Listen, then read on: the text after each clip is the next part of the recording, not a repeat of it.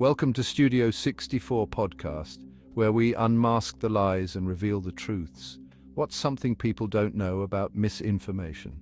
Man, have we been bombarded with bullshit lately or what?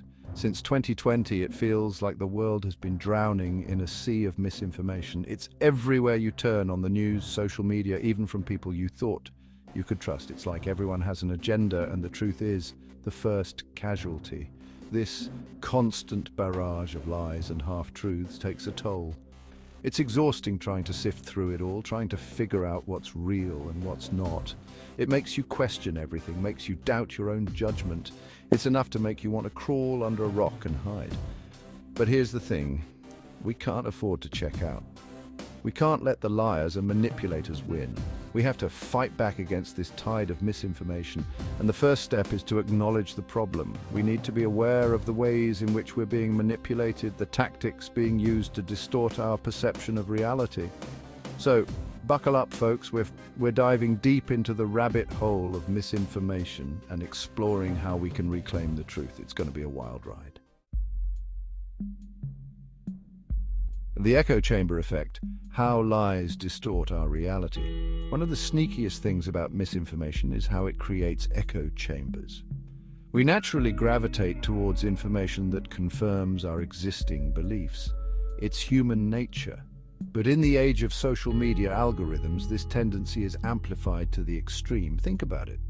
The algorithms are designed to feed you content you're likely to engage with. So if you start clicking on articles or watching videos that align with a particular viewpoint, the algorithm will show you more and more of that, creating a feedback loop that reinforces those beliefs, even if they're based on faulty information. And here's the kicker. It's not just about the information itself, it's about the people you surround yourself with. If everyone in your social circle is echoing the same beliefs, it creates a false sense of consensus.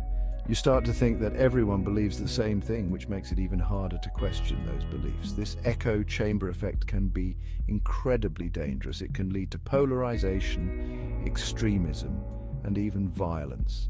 It's essential to break free from these echo chambers, to expose ourselves to different perspectives, and to be willing to question our own beliefs.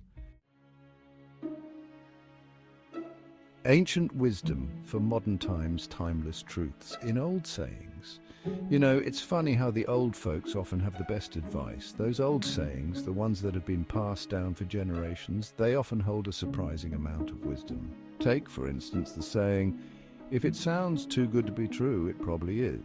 In today's world of clickbait headlines and sensationalized stories, this adage couldn't be more relevant. We're constantly bombarded with promises of quick fixes, easy solutions, and overnight success. But the reality is, life is rarely that simple. Another classic that holds true today is, don't believe everything you hear and only half of what you see. This one's especially important in the age of deepfakes and manipulated media. We can't just blindly trust what we see online or even on the news anymore. We need to be critical thinkers, to question everything and to look for evidence to support what we're being told. These old sayings might seem simplistic, but they're grounded in common sense and real-world experience. They remind us to be cautious, to think for ourselves, and not to be swayed by every shiny object that comes our way. Section 4, the urban grind-crushing pressures of city life. Look, I love the energy of the city, the hustle, the diversity, the endless possibilities, but there's no denying that city life can take its toll. The constant noise, the crowds, the pressure to succeed, it can be overwhelming. We're bombarded with advertising telling us we need to buy more stuff, achieve more, be more. We're glued to our phones, constantly connected, never truly present.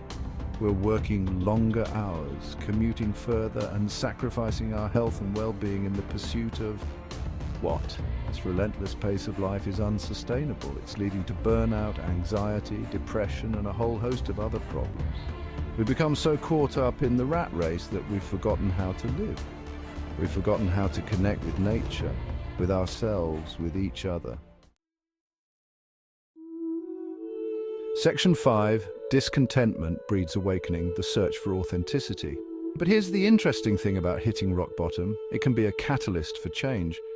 When we're constantly bombarded with messages that make us feel inadequate, eventually something has to give. We start to question the narrative. We start to crave something more authentic, more meaningful. This discontentment, this yearning for something more, is what's driving the awakening we're seeing all around us. People are waking up to the fact that the system isn't working for them. They're rejecting the consumerist culture, the hustle mentality, the relentless pursuit of more.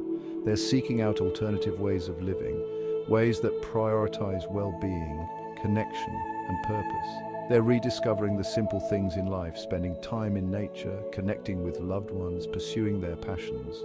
This awakening is about reclaiming our power, about taking control of our lives and creating a world that aligns with our values. It's about recognizing that we're not cogs in a machine, but rather conscious beings with the power to shape our own reality. Subscribe to Studio 64 podcast for more insights and truth.